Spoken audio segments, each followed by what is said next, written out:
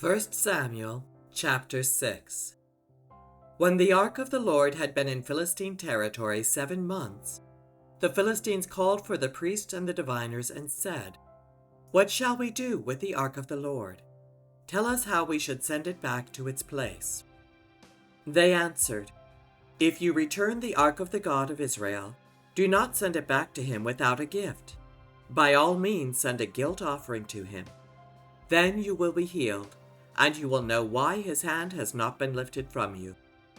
The Philistines asked, "What guilt offering should we send to him?" They replied, 5 gold tumors and 5 gold rats, according to the number of the Philistine rulers, because the same plague has struck both you and your rulers. Make models of the tumors and of the rats that are destroying the country, and give glory to Israel's God. Perhaps he will lift his hand from you and your gods and your land. Why do you harden your hearts as the Egyptians and Pharaoh did? When Israel's God dealt harshly with them, did they not send the Israelites out so they could go on their way?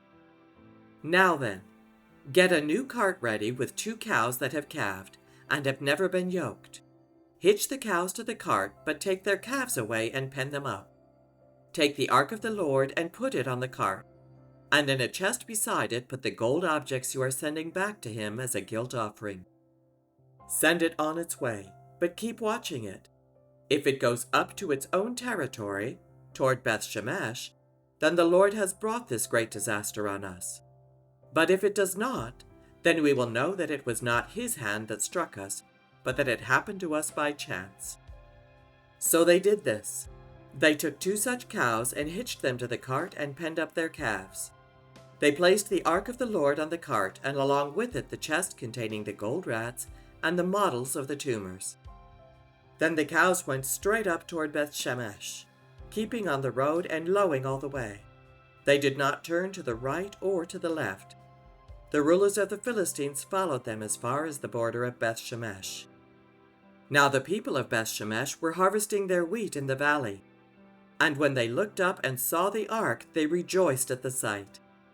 The cart came to the field of Joshua of Beth-Shemesh, and there it stopped beside a large rock. The people chopped up the wood of the cart and sacrificed the cows as a burnt offering to the Lord.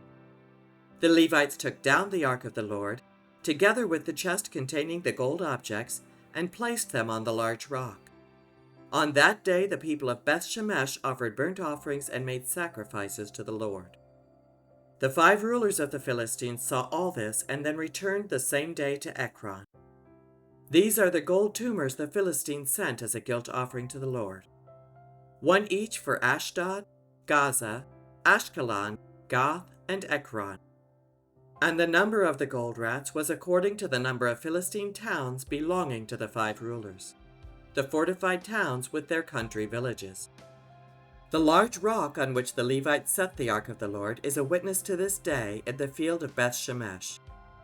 But God struck down some of the inhabitants of Beth-Shemesh, putting 70 of them to death because they looked into the ark of the Lord.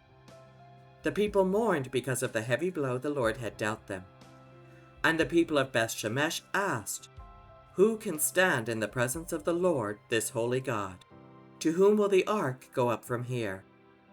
Then they sent messengers to the people of Kiriath-Jearim, saying, "The Philistines have returned the ark of the Lord. Come down and take it up to your town." 1 Samuel chapter 7. So the men of Kiriath-Jearim came and took up the ark of the Lord. They brought it to Abinadab's house on the hill, and consecrated Eleazar his son to guard the ark of the Lord. The ark remained at Kiriath-Jearim a long time, 20 years in all. Then all the people of Israel turned back to the Lord.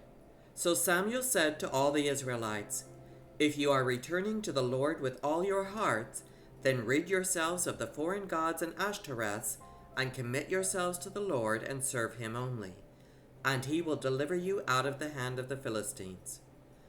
So the Israelites put away their Baals and Ashtoreths and served the Lord only.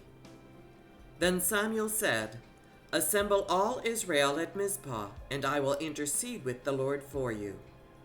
When they had assembled at Mizpah, they drew water and poured it out before the Lord. On that day they fasted, and there they confessed, "We have sinned against the Lord." Now Samuel was serving as leader of Israel at Mizpah. When the Philistines heard that Israel had assembled at Mizpah, the rulers of the Philistines came up to attack them. When the Israelites heard of it, they were afraid because of the Philistines. They said to Samuel, "Do not stop crying out to the Lord our God for us, that he may rescue us from the hand of the Philistines." Then Samuel took a suckling lamb and sacrificed it as a whole burnt offering to the Lord. He cried out to the Lord on Israel's behalf, and the Lord answered him. While Samuel was sacrificing the burnt offering, the Philistines drew near to engage Israel in battle. But that day the Lord thundered with loud thunder against the Philistines, and threw them into such a panic that they were routed before the Israelites. The men of Israel rushed out of Mizpah and pursued the Philistines, slaughtering them along the way to a point below Beth-kar. Then Samuel took a stone and set it up between Mizpah and Shen. He named it Ebenezer, saying, "Thus far the Lord has helped us." So the Philistines were subdued, and they stopped invading Israel's territory. Throughout Samuel's lifetime, the hand of the Lord was against the Philistines. The towns from Ekron to Gath that the Philistines had captured from Israel were restored to Israel, and Israel delivered the neighboring territory from the hands of the Philistines. And there was peace between Israel and the Amorites. Samuel continued as Israel's leader all the days of his life. From year to year he went on a circuit from Bethel to Gilgal to Mizpah, judging Israel in all those places. But he always went back to Ramah, where his home was, and there he also held court for Israel, and he built an altar there to the Lord.